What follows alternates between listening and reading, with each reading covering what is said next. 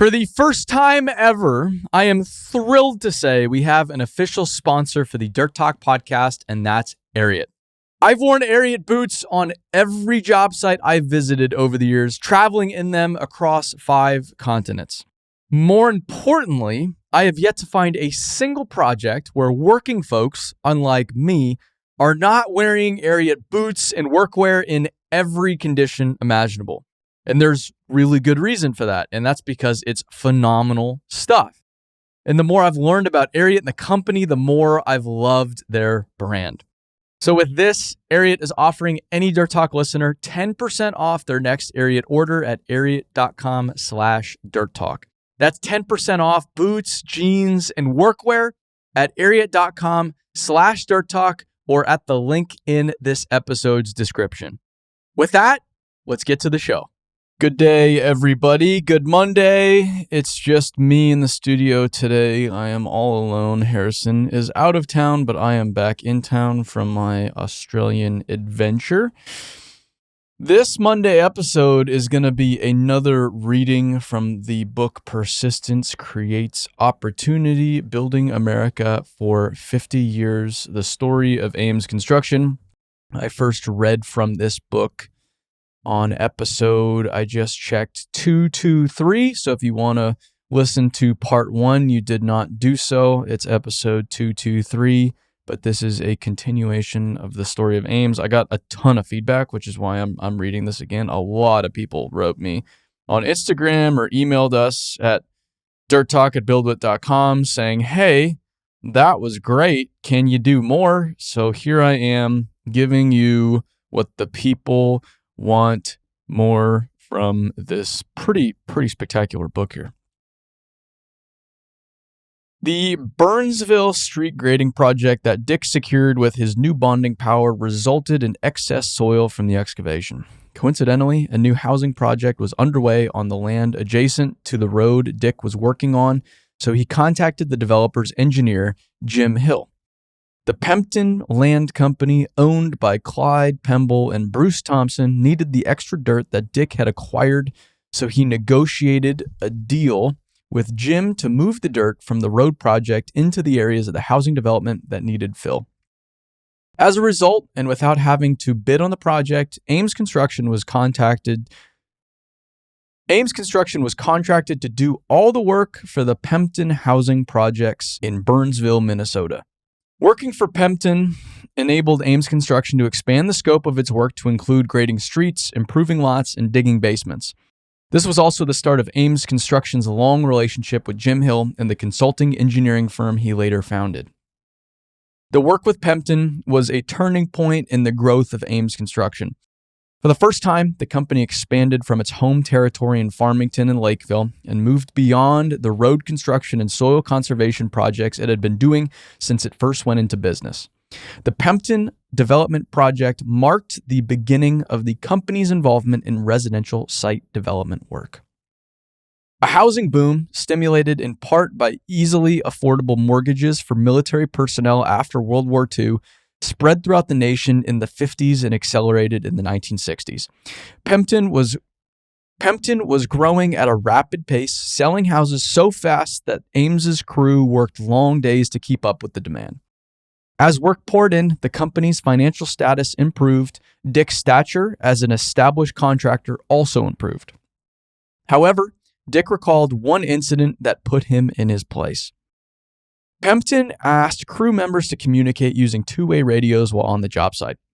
Everyone's handheld unit was on the same frequency, so whatever was said to one of them could be heard by all the workers with radios. The base station's number, located at the Ames home office, was 30, and Dick's unit number was 31. One afternoon, Norma's high-pitched voice was heard loud and clear, saying, "Station 30 to 31. Dick, on the way home, stop and pick up a loaf of bread." Before long, every crew member who had a radio unit was reminding Dick to pick up a loaf of bread on his way home. Dick was getting more agitated with each new reminder. She shouldn't be calling on a big important contractor like me, telling me to bring home a loaf of bread. In 1965, Tom Ames, the second youngest brother, began working for Ames Construction Incorporated. The four brothers, Dick, Butch, John, and Tom, worked together, bringing on other help from the local union as needed. Tom was assigned to operate the old DA dozer and, like nearly every other new operator, got it stuck. Dick was on site, saw the stuck dozer, and the yelling started. He ordered Tom to get off the dozer, threw a shovel in his direction, and told him to start digging the dozer out by hand. Tom dug and finally got the dozer moving, but his victory was short-lived. The dozer traveled about 10 feet, bogged down, and got stuck again. When Ames Construction needed operators, Dick called on the International Union of Operating Engineers, IUOE, Local 49, to send union operators. Fred Dereshuk was a dispatcher for and later became president of IUOE Local 49 in the early 1960s. According to Fred, one of the first operators dispatched to Ames Construction was Mark Olechko. Mark retired from Ames Construction, working more than 30 years for the company, said Fred. We had a number of other operators as well who worked their entire career for Ames. That in itself speaks well for a good employer. Mark was one of the first non-family members to be hired full-time by Ames Construction. Before I hired on with Ames, I worked for an outfit for nearly 9 years. Then 1 year, I went through 7 different contractors, said Mark. I was young and didn't want to take any guff anymore. Once he started working for Ames, he stayed until he retired for 36 years. We worked 10 hours a day at least, said Mark. I stayed because they treated me right. Even though the company had its rough patches, Mark's loyalty remained strong. They worked their way through tough times, and I had to hold a few checks once in a while, but they were always good eventually, he said. Sometimes we'd have to work on Sunday too, but when you like the work and you like the people you work for, you don't mind it that much. As the work for Ames Construction expanded, so did the need for employees. In 1966, Earl Schwartzoff and Roland Blackie Nadeau were added to the payroll. When I started, Ames had 4 or 5 scrapers, 3 or 4 dump trucks, and a couple of blades and dozers, recalled Earl. The scrapers and dump trucks were usually being used in the housing development. I worked a little bit on the housing projects, but I never cared for digging the basements with a jog here and a jog there. I'm an old farm guy, and all those jogs were not for me. However, Blackie spent a lot of time on the Pempton projects. Harold Bowman from Pempton came out a couple of times a week with 4 or 5 sets of plans for me, he said. All I did was dig. I could level with a front end loader. I had spent 11 years on a loader and a dozer, grading yards and everything else. Occasionally, Blackie would show up for work and his equipment would be gone because it had been pulled off the site for a weekend project located somewhere else. One time, Tom used my cat on the weekend and forgot to tell the lowboy to bring it back, so I arrived 2 hours late on Monday morning, recalled Blackie.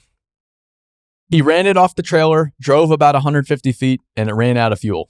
Tom had worked it all weekend and never refueled. The fuel man was up north, so I had to wait about 2 hours for him to get back. They weren't going to pay me for those 2 hours, and I went to the office to raise hell about that. Early the next morning, Dick had Blackie come to the office, and Tom was there. Dick told Tom that he owed Blackie 2 hours pay because he didn't refuel his cat before returning it. Dick took 2 hours pay from Tom's check and gave it to me. In 1968, Ron Ames, the youngest brother, was hired to work full-time at Ames Construction after he graduated from high school. Ron's first job was to shovel out the end of a culvert on one of the cross streets, but Butch soon introduced him to Blackie. Butch told Blackie to teach me how to run the loader and dig basements. But as soon as Butch left, Blackie told me, "I'm not going to teach you all that stuff. If I do, you'll take over my job." Larry Ames, Dick's oldest son, who was the same age as Ron, also joined Ames Construction full-time in 1967. Larry had been Dick's unofficial first employee since the company started and was now officially on the payroll. Pempton quickly expanded its reach into other Twin Cities suburbs. When the company began a new development in Woodbury, Minnesota, a fast-growing community east of St. Paul, Ames Construction expanded with them. Ames increased its capabilities and manpower to meet the growing demands of the new workload. While Ames Construction was working for Pempton, Dick bid on and won the company's first state highway contract, a $256,000 contract for grading on Highway 212 in Lake Elmo, Minnesota. The project duration went from the spring through the fall of 1967 and was managed by Dick and Ardell Dell Giles. My relationship with the bonding company was good, so Bruce Tellender helped me get the job approved with the insurance company, said Dick. The growing business relationship and personal friendship between the two men would last a lifetime. Butch ran the Pempton developed work, and Dick took over the Highway 212 project with help from another construction company, Ames Construction, based in Northfield, Minnesota. It was an unusually wet spring, which often made it difficult to run the equipment. Tip Enneback, now the third-generation owner of Ames Construction, worked for his dad, Robert, in the 1960s and 70s. He remembers a particular incident when he was helping Ames Construction on the Lake Elmo project. Tip was running a D8 dozer on the Saturday before Easter. I was a total rookie, recalled Tip. It was really muddy and the dozer got stuck. No matter what he tried, he couldn't get it out. I was nervous about it. With no cell phones back then, I didn't know what to do. So I went home and called my dad to tell him what had happened. When Tip returned to the site on Monday morning, the dozer was out of the mud and sitting on drier ground, ready to be put to work. Dick and Larry had gone out to the site on Sunday without saying a word to anyone. They'd pulled the Enneback dozer out of the mud and made sure it was ready for Tip to use on the next day. That shows you what type of people they are, said Tip. I have a lot of respect for them as a company and individually. The new state highway project, along with the development work and other smaller jobs in the area, gave Ames Construction its first burst of significant growth. As the business grew in size and capability, it helped prepare the company for tougher times ahead. Ames Construction grew rapidly in the mid-1960s with an ever-increasing workforce and equipment fleet to meet the demands of the expanding business. However, by the late 1960s, a shift in the economy, along with personal turmoil, began to take their toll on the company. The numerous challenges and difficulties of the fast-growing company put a significant strain on Dick and Norma's marriage. The relationship ended in divorce, affecting both the family and the company. Dick left the farm and moved the Ames Construction operations from the home office that was located on the property to a rental space in an office building in Burnsville, Minnesota. Since Norma kept all the books, processed payroll, and ran the office, her exit from the business had a significant impact on operations and forced the brothers to become more involved in the business and administrative operations as they searched for replacement, which was no easy task. Meanwhile, the costs associated with the Highway 212 project in Lake Elmo, which started in 1967, proved to be difficult to contain and put stress on the business assets. Although it was a significant milestone for the company's entry into state highway construction market, the job was bid with a slim profit margin and conditions encountered at the site were worse than anticipated. Part of the project passed through an old dump used for the disposal of different waste products.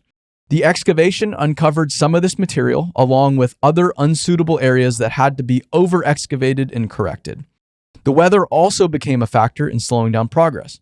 It rained for the entire month of June, recalled Dick. We couldn't turn a wheel for 30 days. Dick's son, Larry, remembered a time when he and his dad were digging out a wet spot on the project. We were digging it out over the 4th of July weekend, he said. It just kept getting bigger and bigger. As a result of the adverse conditions encountered on the job, Ames Construction was forced to add more equipment to complete the work, and the job resulted in a significant loss. After the Highway 212 project, we were on the verge of going broke. At the same time the company was struggling to complete the Highway 212 excavation, the U.S. economy had begun a downward spiral, one of the worst since World War II. As a result of the now stagnant economy, the housing market stalled. The steady stream of excavation and land development work that Ames Construction enjoyed was coming to an end. Project owners and developers either canceled or delayed the start of projects, and Ames Construction found itself in a financially unstable position. The negative financial impact from losses associated with the Highway 212 job and the severe reduction of housing work jeopardized the company's future. Yet the brothers pulled together and kept going, working whatever small side projects they could find in the area. "It's all due to our work ethic," said Butch. "We didn't know what defeat was. We just kept going." Dick, who had always held tight the reins as the boss of the business, recognized that he needed to loosen his grip and delegate roles and responsibilities. He knew that he needed help to get his life and business back on course. "If it wasn't for my brothers, my oldest son, and my nephew, the company probably would not have survived," said Dick. "I started the business, but that cast of characters moved it forward." Dick's personal life soon took a turn for the better. He met and married Georgianne Lolly Curtis Thomas, who had 3 children from a previous marriage, David, Richard, and Antoinette Tony. Together, Dick and Lolly had a daughter, Laura. "I remember the first year Dick and I were married," recalled Lolly. "The company had a road project and it rained a lot that year. People who lived in the area were eager for the road work to be finished and came up with a variety of reasons, some less than truthful, to help hurry the process. Dick received several calls from husbands saying their wives were pregnant and they wanted the road fixed quickly in case they had to go to the hospital. Did they really think we'd believe that so many pregnant women lived on that one road?" Partially due to the company's good relationship with the Dakota County Highway Department, it bid and won a county highway job in 1969, which proved to be a profitable endeavor to help get the company back on track. Ames Construction submitted the lowest bid, but there were problems with the unit price extensions on the bid form. Initially, the county officials judged the bid to be non-responsive, intending to award the project to the next lowest bidder. However, because Ames Construction had built such a strong reputation for quality and reliability, the county engineering department endorsed Ames Construction, and the bid officials considered the faulty price extensions to be a minor technicality. County engineer Jim Gabot told Dick, "Your bid form was a little screwed up, but we know what you meant and we're going to award you the job." The new contract was a small but important first step in reestablishing the company's stability. Unfortunately, due to the financial challenges resulting from the Highway 212 job and the stalled housing development work, this was one of the last projects for which Ames would be able to obtain a bond until things improved. Not to be discouraged by the inability to get bonding, the company sought out opportunities to align itself as a subcontractor with major commercial general contractors in the Twin Cities market. In the early 1970s, Butch moved from the field into the office and assumed primary responsibility for bidding while still managing some of the field work. By this time, Neil Grace had joined the company as its first estimator, and another estimator, Jim Anderson, was added to help pursue commercial subcontractor work. Jim had a long history of working in the Minneapolis-St. Paul commercial construction market and had strong ties with several of the large general building contractors in the area, particularly Borson Construction. Jim came to Ames Construction at a time when the company desperately needed these contracts. The company's efforts to connect with the area's larger contractors were successful, and by the early 1970s, Ames Construction had established relationships with most of the general contractors in the region. Ames Construction was now a commercial civil subcontractor in the Minneapolis-St. Paul area. Ames Construction's first large commercial civil contract was in 1971. The company worked for Borson Construction on the Civic Center in St. Paul, an indoor ice arena with seating capacity for 16,000. Ames Construction's scope of the work on the project included the excavation for foundations in the shallow limestone bedrock and all the backfilling and other grading work associated with the project, including filling existing tunnels under the site. Since Ames had little experience with projects of this size, several of the more established local excavating contractors tried to convince Dick Nelson, then president of Borson, that Ames was not qualified for the work. However, Nelson eventually decided to give Ames a chance. According to Butch, Dick Nelson took a chance on us. It was a huge risk for him because we were basically broke when he gave us the job. The work performed on the St. Paul Civic Center served as a springboard for Ames Construction, and the company continued to acquire subcontract work in the Twin Cities area, working with several established general contractors. These new relationships with large contractors would prove to be a major factor in Ames's future growth. The Ames family felt fortunate that it was doing better during the recession than many of its competitors. We picked up a decent workload with general contractors doing some contractor work that didn't require a bond so we could improve cash flow, recalled Dick. It wasn't always enough, but we could slide by. During that time, it felt like I was practically living with the credit managers at the equipment houses. The ability to finance equipment for projects during the lean years was a make or break proposition, yet Ames Construction had established a reputation that opened doors. According to Norm Goner, a sales representative at the time for industrial credit, we made financing deals back then based on a lot of assumptions. We knew Ames's background, knew that they understood what they were doing, and that they were honest and hardworking. We gave a lot of credence to those qualities. Goner recalled that the St. Paul Civic Center helped put the company back on track for both stability and growth. They thought they would have to dynamite some of the underground work, but they were able to avoid it, he said. That reduced costs and gave the company the boost it really needed. The St. Paul Civic Center opened its doors in January 1973 and is significant in the history of Ames Construction for several reasons. It was the company's first large commercial excavation project and also its first rock job. But more importantly, as Butch said, the Civic Center project marked the turning point for Ames Construction as we began to emerge from the bad times of the late 1960s and early 1970s. On the heels of the St. Paul Civic Center, the company became a subcontractor to M.A. Mortensen Company for the new Minneapolis General Hospital. It was a huge project, said Ron Ames. The area consisted of 2 full city blocks with a 22-foot deep excavation. I remember that we didn't have any sheeting and we were right up against the curb. Crews used temporary asphalt to provide water diversion during the project, but a heavy rainfall could cause significant damage to the work being done. If it started raining, you didn't have to call anyone, said Ron. They knew to get down there as soon as possible to help with water control. It didn't matter if it was Sunday night at midnight. The hospital was our first big downtown excavation, and it ended up being a great job. Family members accepted the long hours and hard work as their way of life too, knowing that work might end at 6 p.m. one day and 9 p.m. the next. I won't say that the Ames family was lucky, said Debbie Ames, Ron's wife. They all pitched in, worked harder and longer hours, and eventually they turned things around. Dick's second oldest son, Bruce Ames, joined Ames Construction in 1973 after serving in the Navy.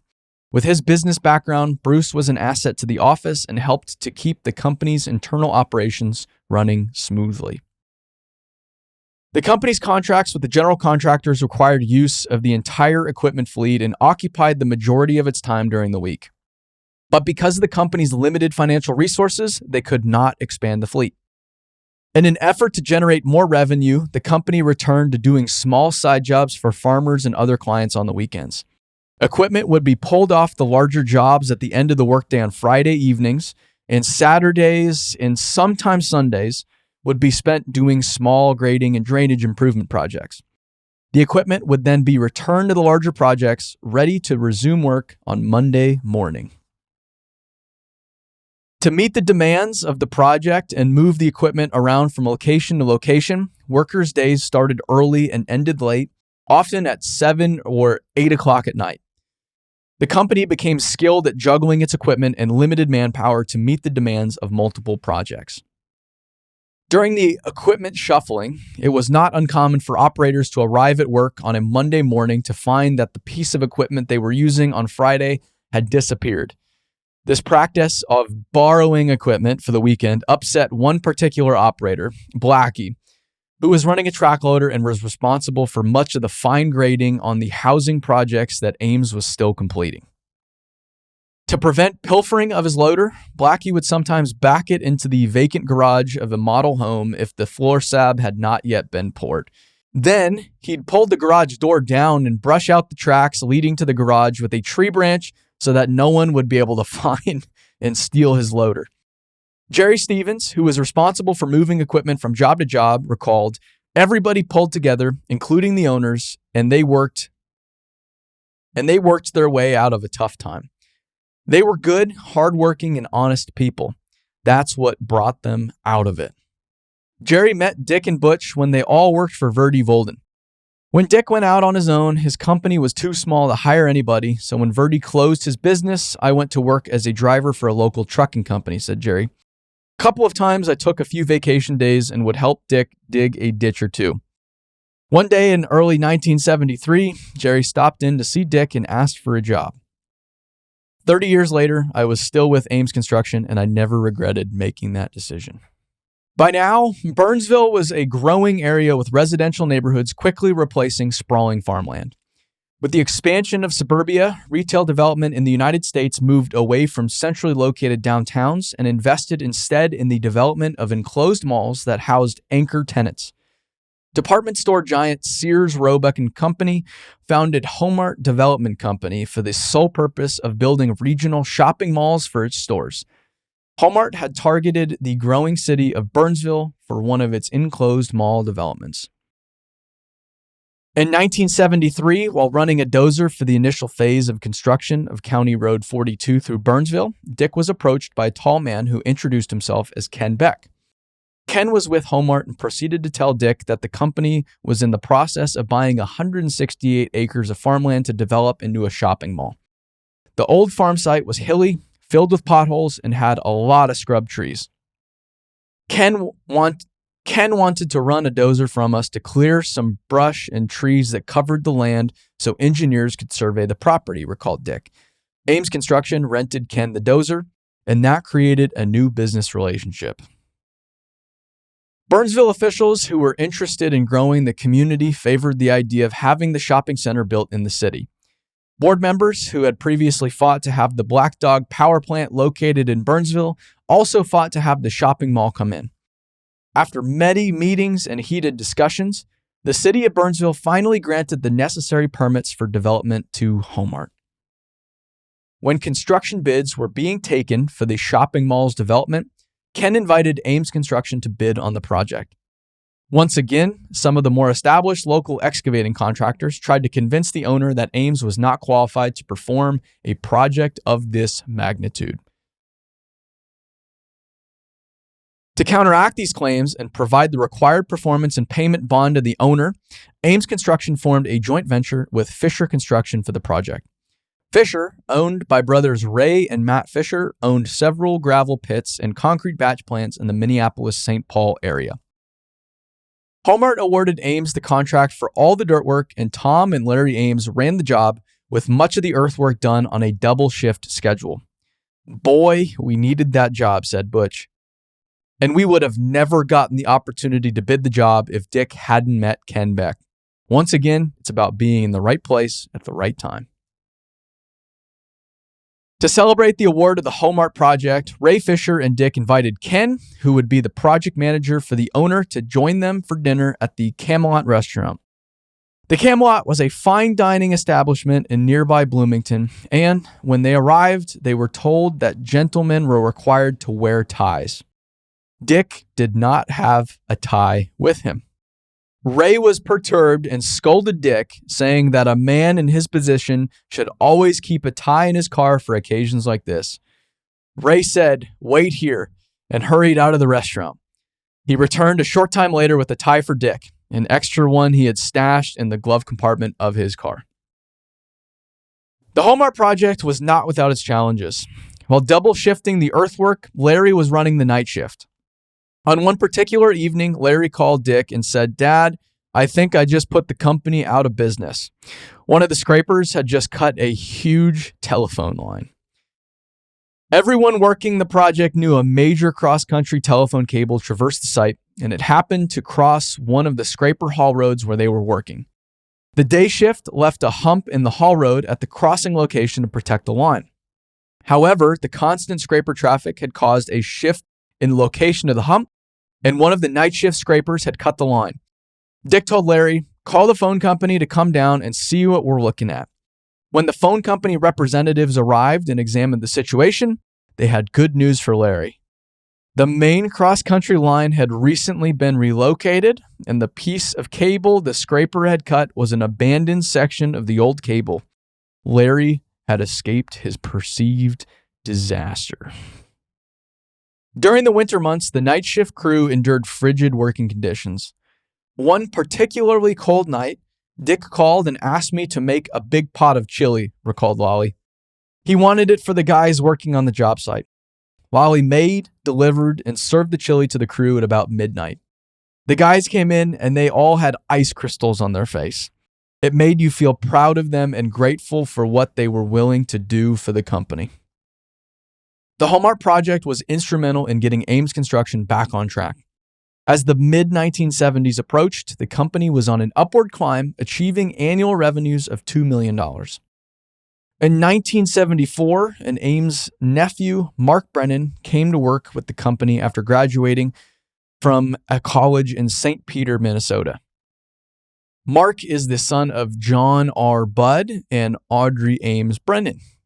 His transition to Ames Construction following graduation was a natural one, since he had worked for the company during summer breaks while going into college. With all of the major players of the company in place, Dick, Butch, John, Tom, Ron, Larry, and Mark, the Ames gang was complete and in position to embark upon a new and unexpected growth opportunity that would set the stage for geographic expansion. Economic challenges plagued the entire construction industry in the mid to late 1970s and early 1980s. Interest rates climbed to 15% or more, and the company was shaken by a gas shortage. Yet Ames Construction pursued opportunities, took risks, and found a way to rise above the difficult economy. Despite a bleak financial climate, the Ames gang held the company together with a family-based work ethic and a shared determination to keep moving forward. In 1975, Ames Construction was awarded its first out-of-state contract for the earthwork on the new Civic Center in Rapid City, South Dakota. This was no small undertaking. The Convention and Event Center became the largest facility of its kind for several hundred miles in any direction. The center includes 150,000 square feet of convention space, a 10,000-seat arena, a 5,000-seat ice arena, and a fully equipped 1,700-seat theater. Ames was responsible for site grading and all foundation excavation and backfill for the expansive development. Tom Ames started as a project manager for the Civic Center, and the following year, Mark Brennan was sent to help him. The night Mark arrived, he joined Tom and his wife, Lois, for dinner at their apartment. I looked around the apartment and could see that most of their belongings were in boxes, recalled Mark. I was thinking, what's going on? Is Lois leaving and Tom moving in with me? Tom finally broke the news. We have a new contract at an Iowa wastewater treatment plant, and I'm going to run it. That night, Tom and Lois loaded up their boxes and left. Mark, who had just graduated from college, was now in charge of the Rapid City project. The next day, Saturday, Mark went to work. We had half a dozen crew members out there, and we just started digging. That's when I began to get used to being out of town. The Rapid City Civic Center project marked the beginning of stability and growth for the company within the industry and outside of the Twin Cities area. Tom's new assignment at the Iowa wastewater treatment plant project was the first of Ames Construction's work on industrial and heavy civil construction projects. The project was not without its challenges, but the company used its ingenuity and experience to get the job done. Once Tom started earthwork operations, he soon realized that the site was much wetter than they had anticipated. The first foundation excavations quickly filled with water, but their bid price did not include any money for dewatering. Butch and Tom devised a plan to dig deep ditches around the perimeter of the site to drain the water away from the work areas. This strategy was successful, and Ames was able to proceed with the foundation excavation as planned. When the job in Rapid City ended, Mark joined Tom in Iowa. Soon after, the Ames crew picked up a new skill: Some of the new tanks had to be filled with rock, which drained through clay tile placed on the floor of the tank. A subcontractor was hired to put in the clay tile at the plant, and we were placing the rock over it, said Mark. But the sub had to leave. If Ames buried a broken tile, it would require a lot more work to dig it out and replace it. So the sub left behind one of his saws for Ames to use, along with about 300 extra tiles to replace any that were broken during rock placement. He told Mark, "If you break fewer than 300 tiles, I'll take you and the guys out for dinner and drinks when you're done." It was an easy win for the Ames crew. "We didn't break many tiles," said Mark. Jim Reed became really good at carefully placing the rock over the top of the fragile clay drain tiles. Although Estherville, Iowa was a small town, it held a special connection with the Ames brothers. Their mother, Ruby Reisinger, was born there. At about the same time Ames Construction was working on the treatment plant in Iowa, Butch Ames submitted a bid to Krause Anderson, a large general contractor headquartered in Minneapolis. Krause was the general contractor for the substations on each end of the transmission line that brought power from the Coal Creek power plant near Underwood, North Dakota, to the Minneapolis-St. Paul area. This was one of the first DC transmission lines in the country. A major substation was located at each end of the line. One at the North Dakota power plant to convert the DC power for transmission, and one in Buffalo, Minnesota, just west of Minneapolis, to convert back to AC for distribution. Ames Construction won the bid for the earthwork at the Minnesota substation, but Krause Anderson would only award the work to Ames Construction if the company would agree to a contract that included both substations. After Butch drove to North Dakota to see the worksite, he agreed to the contract for the dual location project. The earthwork Ames Construction performed for the companion substation project in North Dakota turned into an even greater opportunity for the company.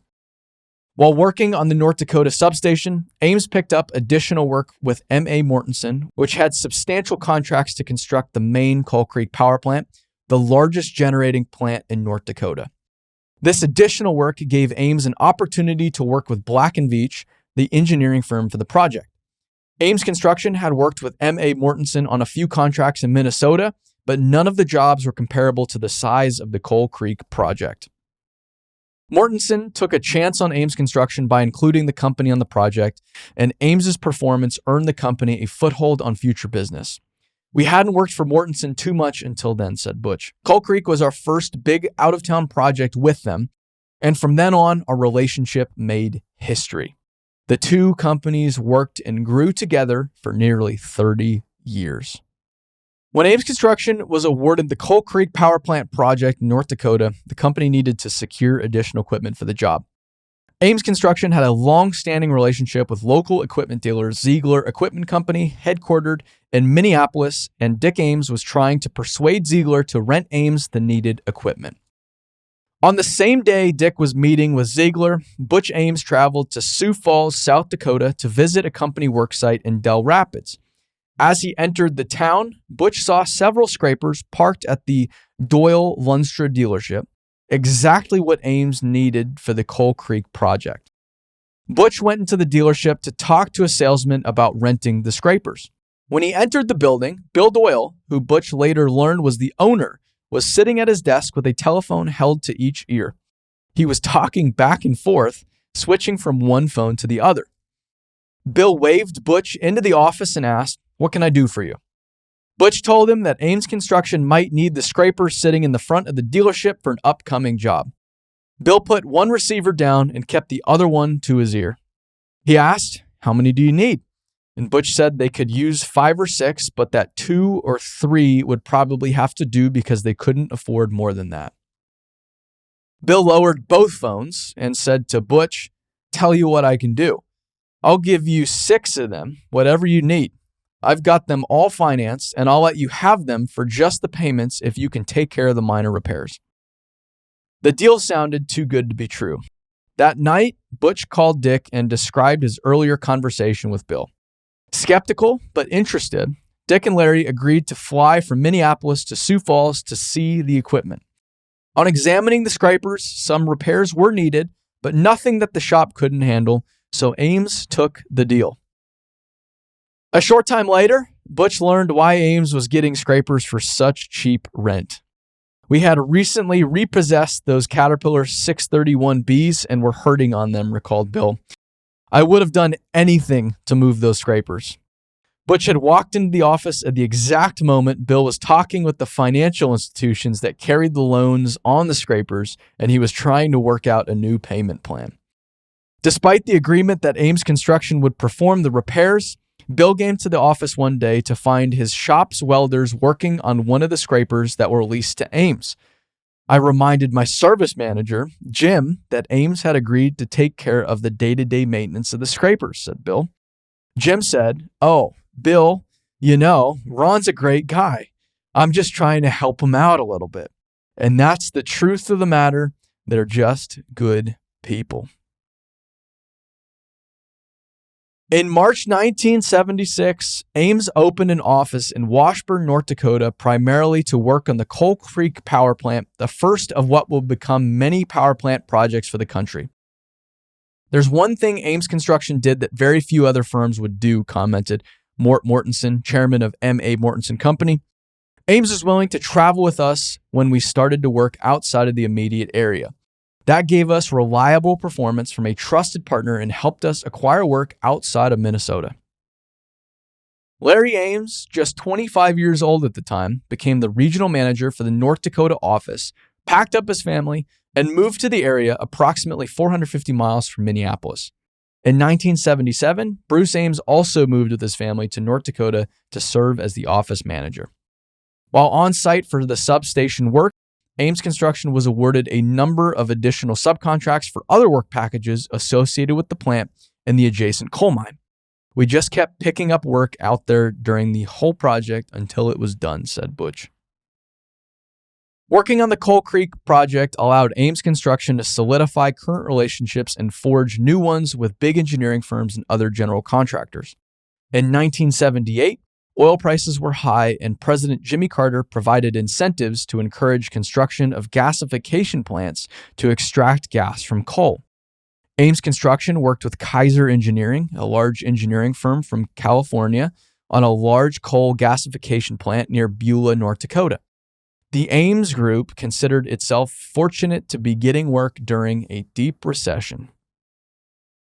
As new opportunities arose for work outside of the Minneapolis-St. Paul area, all of the family members became accustomed to quickly relocating to wherever they were most needed. John, Tom, Ron, and Mark all spent time in North Dakota during this period of growth and expansion. Their flexibility would pay off.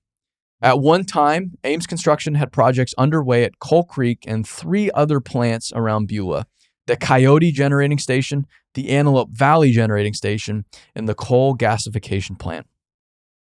The Ames's work ethic and reputation for high quality and on-time work on the power plant projects solidified good working relationships with many of the major design engineering firms in the country, including Bechtel, Black & Veatch, Stanley Consulting, Kaiser, and Stearns Roger. According to Butch, we were getting to know engineers and developing other partnerships. We could get into almost anyone's office without an appointment. They needed to get the job done, and they knew we'd get it done for them. While in North Dakota, Larry and Bruce pursued, bid, and won other work, including projects for the Corps of Engineers on the McCluskey Canal, highway work for the North Dakota Department of Transportation, and commercial site work throughout the state. They also started working with several local North Dakota general contractors. In 1978, Al Ames, Dick's third son, and Dave Thomas, Dick's stepson, came to work for Ames Construction Incorporated. Al started with Larry in Underwood and shortly after was sent to Beulah to join Tom's crew. Dave was sent to help John Ames with work being performed at the prison in Stillwater, Minnesota. During the late 1970s, the company was making critical connections with and leaving an impression on contractors and engineers on a broader scale. The new regional office in Washburn and the large projects associated with the power plant boom became catalysts for Ames Construction's growth. These were important steps in the company's advancement to becoming a national heavy civil contractor and industry leader. In 1978, Ames Construction acquired a contract for a package of work at a new power plant in Muscatine, Iowa, with Mark Brennan as project manager. This was the first of Mark's many power plant projects for the company. While in Muscatine, the company worked on 2 power plant projects within 10 miles of one another. One was for Iowa-Illinois Electric and Gas, and the other was for the city of Muscatine at the Louisa Generating Station. The Louisa Generating Station challenged Ames Construction with its first soil cement job. Jerry Everson, the company's first full-time civil engineer, had experience with pozzolan concrete additives, giving him some knowledge of soil cement. When added to concrete mixtures, pozzolan increases long-term strength and often reduces the material costs. Jerry found a used pug mill that Ames Construction purchased for the job. The first batch of soil cement was mixed and sent out to be spread on the ground. Mark began compacting the soil and soon discovered that its consistency was like wet mud. The compactor sank to the bottom of the lift. Frustrated, Mark told Jerry, "This is never going to work." And without hesitation, Jerry responded, "Yes, it will. We just don't have the recipe right yet." His recipe eventually mixed perfectly. Another challenge was to construct a compacted soil cement berm that was 1,100 feet long and 28 feet high with steeply sloping sides. This was a new approach for the Black & Veatch design engineers, but it was believed to be more cost-effective since it allowed the use of natural sands and gravels from the site, reducing the need to purchase off-site materials. The surface had to be perfect to accommodate the coal and loader. Ames Construction modified an old asphalt paving machine to place the soil cement on the slopes. This allowed us to get compaction all the way out to the sloping face of the soil cement berm, required Mark. The approach was successful because the Black & Veatch designers worked together with Ames field personnel at the site to develop a constructible design that achieved what the designers had intended. In April of 1979, Ames Construction started earthwork on a 2.07-mile stretch of Interstate 35E south of Minneapolis, located only 10 minutes from Ames's headquarters. Ames was contracted to move 1.5 million cubic yards of dirt by late summer of 1980. Steep grades, variable soils, and rainy weather proved to be challenging. To deal with the unusually wet season, Project Superintendent Tom Ames made daily inspections to determine where crews would operate each day. Crews worked sandy areas during rainy periods and the heavier clays on dry, sunny days. Without outlet drainage to adjacent land, the design included a permanent holding pond adjacent to the depressed mainline corridor. "We realized that we might be in for potentially serious drainage problems," Tom explained. "So we made the decision to dig the holding pond immediately." The triangular-shaped pond measured about 35 feet deep by 100 feet per side and was designed to handle stormwater runoff from the site. The decision to dig the pond early was a success, and the project was completed on time. In December 1979, Ron led the Ames Construction excavation for the Metrodome Stadium in Minneapolis, Minnesota. "That's my claim to fame," said Ron. Approximately 80 companies were awarded contracts to participate in construction of the Metrodome, with most of the labor performed by Minnesota construction workers. The field level of the stadium was about 40 feet below street grade, right down to the bedrock, and we used air hammers to remove the rock for the baseball dugouts, recalled Jay Laufer, an Ames employee. "We had a big air compressor to run the air hammer," he said, "and it was so cold that sometimes I would climb into the air compressor and pull the doors shut just to get warm." After the dugouts were built, the workers realized that they had forgotten to jackhammer out the trenches needed for the plumbing lines. "At that point, you couldn't get equipment in anymore," recalled Laufer. "Terry Brennan and I spent 3 days using rock drills to loosen the bedrock and jackhammered the trenches by hand." Ames employee Kevin Jackson remembered some challenging aspects of the job. At one point, he was laboring with John Bud Brennan, Mark and Terry's father. "We wore out 2x4s doing the fine grading on the lower bleachers that were poured on the steep slopes," he said. Everything had to be stringlined to within a half of inch before workers could pour the concrete. Every darn pair of pants that I owned was worn through in the knees by the time we were finished. According to Jackson, it was difficult to simply walk from the bottom to the top of the slope. Bud was in his 50s by then, but he hung right in there. He was one tough guy, and I have a lot of respect for him. The Metrodome was a high visibility project for the company, said Ron. It exposed us to a network of general contractors and engineers for future projects. And that gets me from the 60s to the 80s. So if you like this second reading, we will continue into the 80s on my next reading. We'd love to hear from you.